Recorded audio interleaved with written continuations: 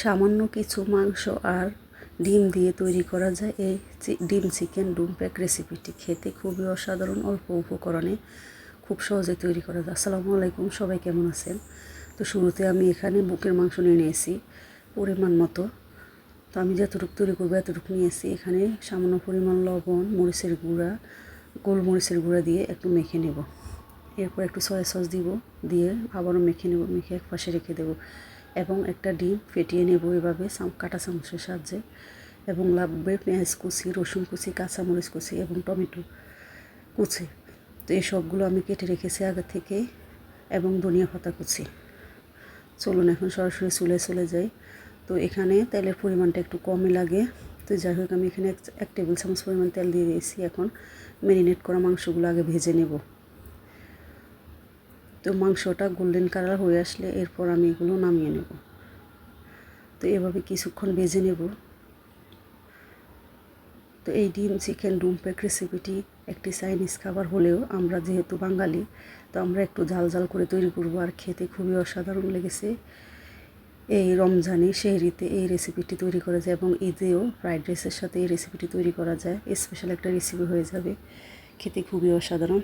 তো যাই হোক, মাংসটা তুলে নিয়েছি। এখন আবারও সামান্য পরিমাণ তেল দিয়ে দিব, দিয়ে প্রথমে রসুন কুচিগুলো একটু ভেজে নেব। এরপর পেঁয়াজ কুচিগুলো দিয়ে দেবো, কাঁচামরিচ কুচি দিয়ে দেবো, দিয়ে কিছুক্ষণ ভেজে নেব। কাঁচা ভাবটা চলে গেলে এরপর ভেজে রাখা মাংসগুলো দিয়ে দেব।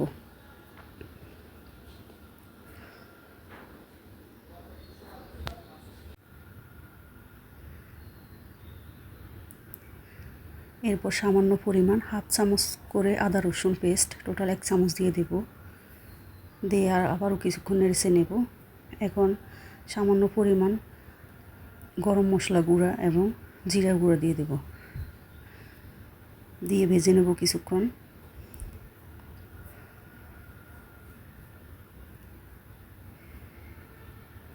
কয়েক মিনিট এভাবে ভাজার পর যখন সব কিছু ভালোভাবে ভাজা হয়ে যাবে, এরপর ফেটিয়ে রাখা ডিমটা দিয়ে দেব।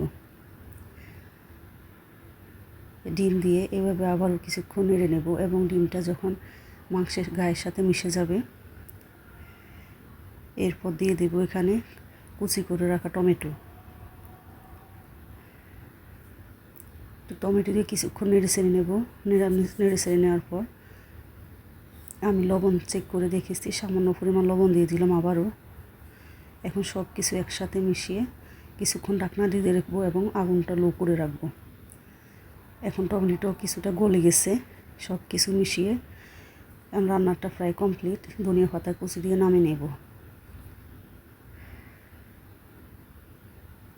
তো এই রেসিপিটা সত্যি খেতে খুবই অসাধারণ, অল্প উপকরণে খুব সহজে সেহরির জন্য পারফেক্ট একটা রেসিপি। শুধু সেহরি কেন, এই রেসিপিটা আপনারা যে কোনো খাবারের সাথে, নান, সাদা ভাত, পোলাও সব কিছুর সাথে যায়। খুবই অসাধারণ একটা রেসিপি এবং ইউনিক একটা রেসিপি। খেতে খুবই ভালো লাগে, বাচ্চা থেকে বড় সবাই খেতে পারে।